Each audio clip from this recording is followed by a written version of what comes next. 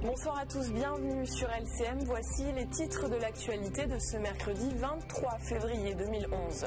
Le 20 mars prochain, vous élirez vos conseillers généraux. Ils siégeront au département. À quoi sert cette institution? Réponse dans ce journal. Les mangas japonais seront à l'honneur ce week-end au Parc Chano, un rendez-vous attendu par la centaine de cosplayers marseillais. Nous les avons rencontrés et dans 2 heures exactement, les Olympiens affronteront Manchester United pour les 8e de finale de la Ligue des Champions. 2500 supporters anglais sont à Marseille. Le 20 mars prochain, vous devrez vous rendre aux urnes pour élire vos conseillers généraux qui siégeront au département. L'occasion pour la rédaction de rappeler le rôle et les missions de cette institution. Le point avec Julien Desvages. Les Marseillais l'appellent le vaisseau bleu. C'est ici que siège le Conseil général, une institution importante puisqu'elle détient des responsabilités dans 4 domaines d'action.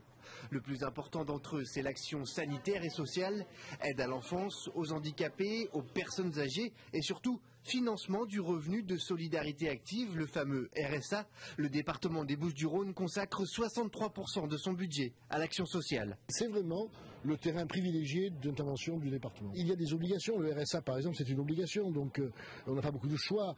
Alors par contre effectivement sur la politique vis-à-vis des handicapés, sur la politique vis-à-vis des jeunes, certains départements peuvent avoir des initiatives que d'autres n'ont pas. Et on peut retrouver le clivage gauche-droite, encore que dans le domaine social, les choses sont peut-être moins tranchées que ce qui peut paraître. Autre poste de dépenses important, l'éducation. Le département finance les infrastructures et le personnel non enseignant des collèges. Le Conseil général a aussi un rôle important en matière de développement économique. En 2010, 542 millions d'euros ont ainsi été injectés dans l'économie locale des Bouches-du-Rhône à travers des subventions ou des aides indirectes, une aide qui complète celle de la région. Ça vient juste après la commune, vous savez, d'abord c'est presque aussi ancien, donc c'est une collectivité auquel les Français sont attachés.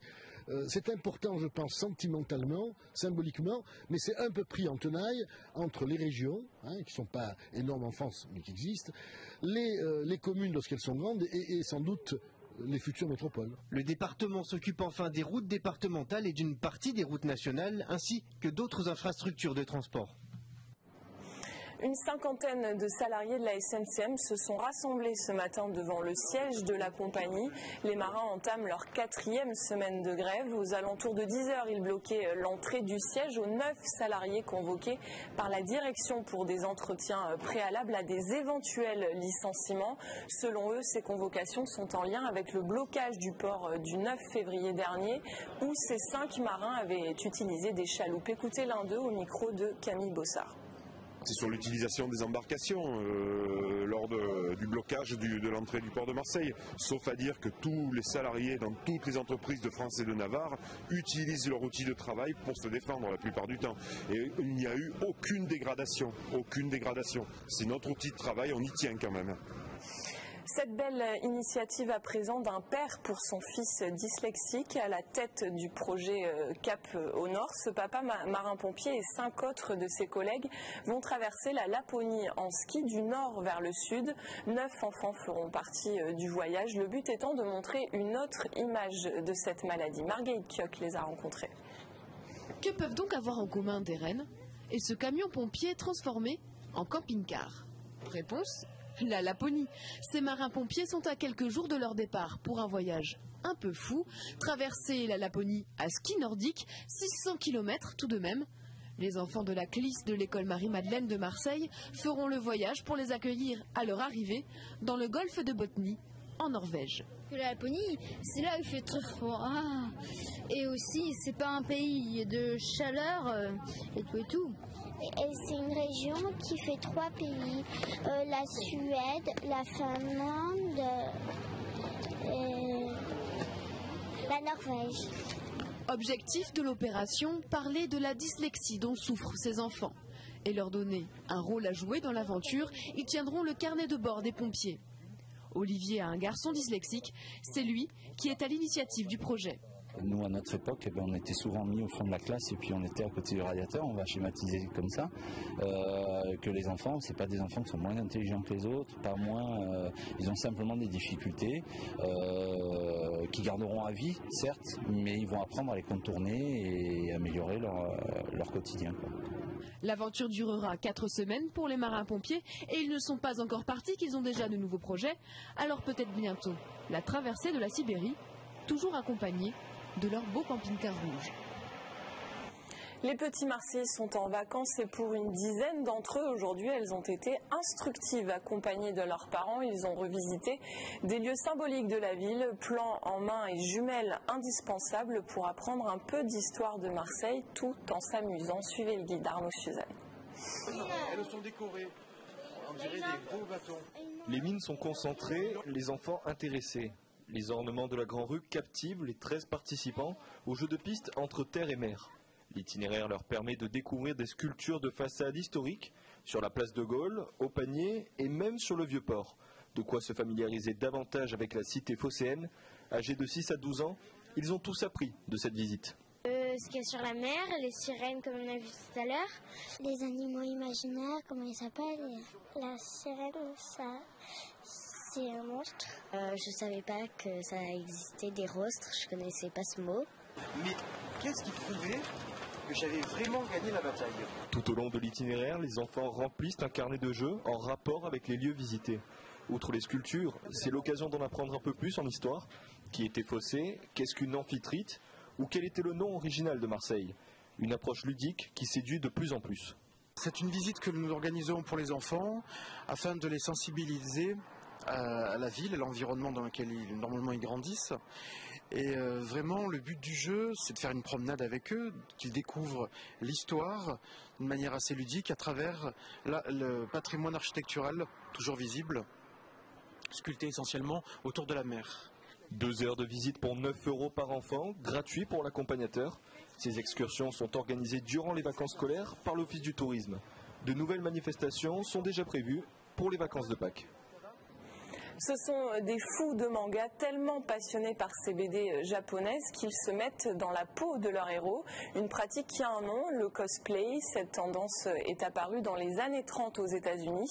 À Marseille, on compte une centaine de cosplayers et à 3 jours de la Japan Expo qui se tiendra au Parc Chano, ils peaufinent leurs costumes. Rencontre avec Pauline Juvigny.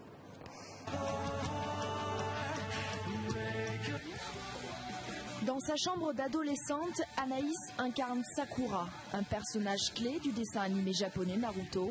Depuis 2 ans, elle est cosplayeuse. Sa chambre est à l'image de sa passion. Posters, figurines ou encore BD, cette lycéenne en classe de seconde vit manga. Et son choix pour Sakura n'est pas anodin. Dans ma vie de tous les jours, j'ai pas vraiment confiance en moi, dans ma vie sportive ou même dans ma vie à l'école. C'est vrai que je trouve qu'on se ressemble de ce côté-là. Et on a un peu le même caractère, elle est lunatique, elle peut très bien être très gentille et d'un coup s'énerver contre Naruto. Donc ça m'arrive aussi de m'énerver pour rien. Anaïs achète ses costumes mais tient à les ajuster elle-même. Depuis peu, elle s'est mise à la machine à coudre. De leur côté, ces cosplayers font les dernières retouches avant la Japan Expo. Les costumes sont plus ou moins élaborés, faits main ou achetés tout près. Ici, on ne cherche pas la ressemblance parfaite. Le tout, c'est d'incarner son personnage et de vraiment prendre ses mimiques, de jouer son personnage. Enfin, moi, je prends ça pour du théâtre, en fait. À Marseille, ils sont une centaine de cosplayers à se réunir régulièrement pour partager cette passion. Marius est le président de l'association Un Grand Frère pour les membres âgés en moyenne de 14 à 19 ans. Et pour lui, le cosplay est un loisir complet. Je les vois évoluer, je les vois prendre de la maturité parce qu'il y a des concours cosplay sur scène. Il y a le fait aussi de faire des photos ensemble. Tout ça, c'est des petites expériences qui font qu'au final, pour leur vie de tous les jours, j'ai des parents aussi qui peuvent en témoigner que leurs enfants évoluent. Anaïs, Fanny, Marius et les autres nous l'assurent, ils seront bien prêts pour la Japan Expo dès vendredi. Du blanc et du rouge un peu partout sur le Vieux-Port. 2500 supporters de Manchester sont à Marseille pour soutenir leur équipe ce soir dans le cadre des 8e de finale de la Ligue des Champions. Détendus en terrasse et profitant du soleil, les Anglais n'en oublient pas pour autant l'enjeu de ce soir. Écoutez-les au micro de Romain Guéry. Alex Ferguson va mettre en place un 4-5-1. Berbatov tout seul devant, Rooney à l'aile gauche. Ça va être un match nul, un partout. Le but de Manchester sera marqué par Javier Hernandez, celui de Marseille par Heinze sur penalty. Pour moi, ça va être un match nul. Ce sera un bon résultat pour les deux équipes. Cela étant, nous, on passera une bien meilleure nuit et on pourra repartir à Manchester heureux si on remporte le match. On verra bien. Si Rooney est en jambes, alors vous n'avez aucune chance. Je pense que c'est un des meilleurs joueurs du monde, alors s'il est en forme, on va gagner facilement. Les équipes françaises ne sont pas mauvaises, mais nous sommes meilleurs. Je suis sûr que Marseille va faire un bon match, mais ça ne servira pas à grand-chose. Un match piège pour Manchester United, un des grands favoris de cette compétition. Le club anglais n'a perdu que 2 rencontres depuis le début de la saison, toutes compétitions confondues, de quoi faire frémir l'OM qui n'a pas goûté à la grande Coupe d'Europe depuis 1993 mais qui au final n'a rien à perdre. Michael Flores.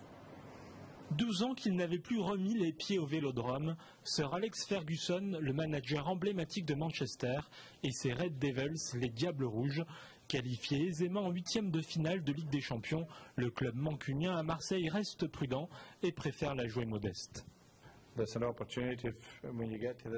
Manchester n'est pas concerné par ce rôle de favori, tout comme Marseille. Cette année, beaucoup d'équipes peuvent remporter la Ligue des Champions. C'est une compétition très ouverte. Pour Marseille, c'est un grand défi et une opportunité de passer le tour suivant, mais je ne pense pas qu'une des deux équipes ait ce rôle de favori. Face à l'OM, les bookmakers placent Manchester largement favori. Sur le papier, avec des joueurs comme Nani, Rooney ou Berbatov, les Red Devils paraissent bien plus forts. La pression est donc plutôt du côté anglais. Manchester, ça reste un des favoris pour gagner la Ligue des Champions, donc ça serait logique qu'il se qualifie contre l'Olympique de Marseille. Mais je l'ai dit, ça passe par, il y a 2 matchs aller et retour. Ça serait un espoir, oui, pour moi aussi, de pouvoir éliminer une telle équipe. Aux Marseillais de déjouer les pronostics. Dans cette double confrontation, l'OM, dans la peau de l'outsider, a tout à gagner, rien à perdre. Nous sommes des hommes, du jambes, du bras, pareil que les joueurs de Manchester.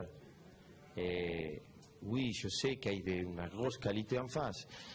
Mais après, quand il commence le match, et nous ne va pas regarder ce qui s'appelle ou ce qui est en face. Nous va faire notre match. Remis de sa blessure, Mathieu Valbuena revient dans le groupe après 4 semaines d'absence. Chez Manchester, 4 joueurs sont forfaits, Anderson, Giggs, Evans et Ferdinand. Quant à Patrice Evra, l'ancien capitaine de l'équipe de France, il sera certainement de la partie.